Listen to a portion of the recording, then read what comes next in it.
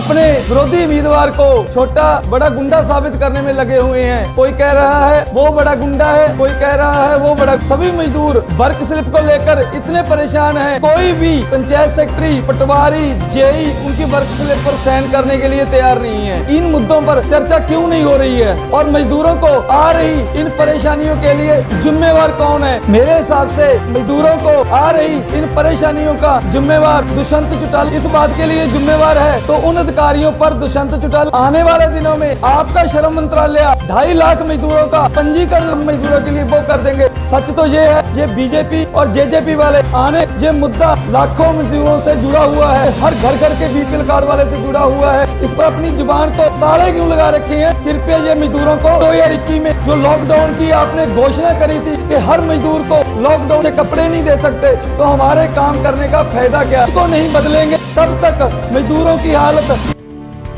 Hey there.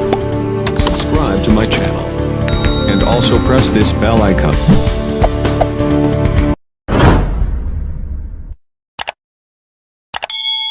मैं बलकार रामगढ़िया आप सभी को नमन करते हुए एलनाबाद उपचुनाव को लेकर मजदूरों के हकों की बात करना चाहता हूं, क्योंकि किसी भी उम्मीदवार के मुंह से मजदूरों के लिए एक शब्द भी नहीं निकला है। मेरी सभी मजदूर भाइयों से हाथ जोड़कर प्रार्थना है, इस वीडियो को शुरू से लेके अंत तक देखें और अन्य मजदूर साथियों के साथ शेयर जरूर करें, ताकि सभी भाइयों के पास मेरी ये वीडियो पहुंच सके। इस वीडियो में हम एलनाबाद के मजदूरों के मुद्दों पर खुलकर चर्चा करेंगे। सभी उम्मीदवार अपने विरोधी उम्मीदवार को छोटा बड़ा गुंडा साबित करने में लगे हुए हैं। कोई कह रहा है वो बड़ा गुंडा है, कोई कह रहा है वो बड़ा गुंडा है, लेकिन मजदूर की बात कोई भी उम्मीदवार नहीं कर रहा। पिछले लगभग 5-6 महीनों से किसी भी स्कीम का किसी भी मजदूर के खाते में 1 रुपया भी नहीं डाला गया। सभी स्कीमों पर सरकार द्वारा रोक लगा रखी है। पिछले लगभग 1.5-2 वर्षों से किसी एक भी मजदूर भाई का सिरसा जिला में पंजीकरण नहीं किया गया। सभी मजदूर वर्क स्लिप को लेकर इतने परेशान है, कोई भी पंचायत सेक्रेटरी, पटवारी, जेई उनकी वर्क स्लिप पर साइन करने के लिए तैयार नहीं है। इन मुद्दों पर चर्चा क्यों नहीं हो रही है और मजदूरों को आ रही इन परेशानियों के लिए जिम्मेवार कौन है? मेरे हिसाब से मजदूरों को आ रही इन परेशानियों का जिम्मेवार दुष्यंत चौटाला जी हैं, क्योंकि श्रम विभाग हमारे उप मुख्यमंत्री दुष्यंत चौटाला जी के अंतर्गत आता है। जहाँ तो मजदूरों को परेशान करने के लिए वो स्वयं जिम्मेवार है। अगर कोई अधिकारी इस बात के लिए जिम्मेवार है तो उन अधिकारियों पर दुष्यंत चौटाला जी कार्रवाई पंजाब के सीएम चरणजीत चन्नी ने नहीं करनी, आपने ही करनी है। जहाँ तो आप इस बात की जिम्मेवारी लो, जो कुछ मजदूरों के साथ हो रहा है वो आपके कहने पर हो रहा है। आने वाले दिनों में आपका श्रम मंत्रालय 2.5 लाख मजदूरों का पंजीकरण रद्द करके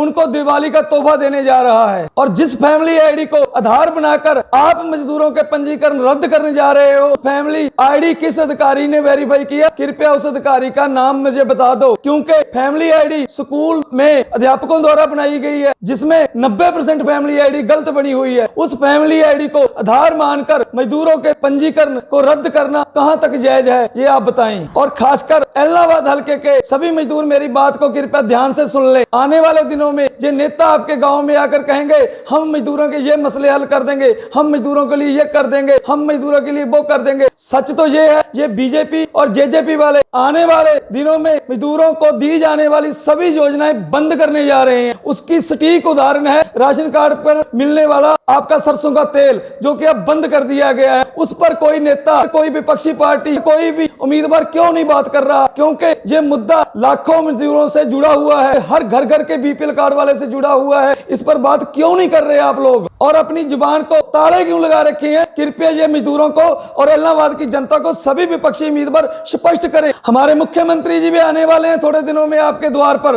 उनसे भी सवाल करना। वर्ष 2021 में जो लॉकडाउन की आपने घोषणा करी थी कि हर मजदूर को लॉकडाउन का 5-5 हजार रुपये दिया जाएगा, किस मजदूर के खाते में आपने 5 रुपए भी डाले हैं? उस मजदूर का कृपया नाम बता दें। और एलनाबाद के मजदूरों से मेरा निवेदन है कि वोट देने से पहले एक बार लॉकडाउन के दौरान आपके जो घर की हालत हुई है उस हालत को जरूर याद कर लेना। जब आप वोट डालने जाओगे अपने बच्चों का एक बार चेहरा जरूर देख लेना, क्योंकि आप वोट डालकर अपने बच्चों का भविष्य लिखने जा रहे हो। आपका डाला हुआ एक एक वोट आने वाले दिनों में आप ही के बच्चों का भविष्य तय करने वाला है। मेरी ये सारी बातें हो सकता है कई भाइयों को कड़वी लगे, लेकिन मजदूर की आज जो हालत है उस पर बात करने के लिए कोई तैयार क्यों नहीं है, इस बात का जवाब दे मुझे। कोई भी उम्मीदवार आपके गांव में आकर ये कहता है कि मैं आपकी परेशानियों का हल कर दूंगा, आपके मजदूरों के मुद्दे हल कर दूंगा, तो उसकी एक बार मेरे साथ बात जरूर करवा देना। आज हमारे मजदूर भाइयों की ऐसी हालत हो रही है कि उनको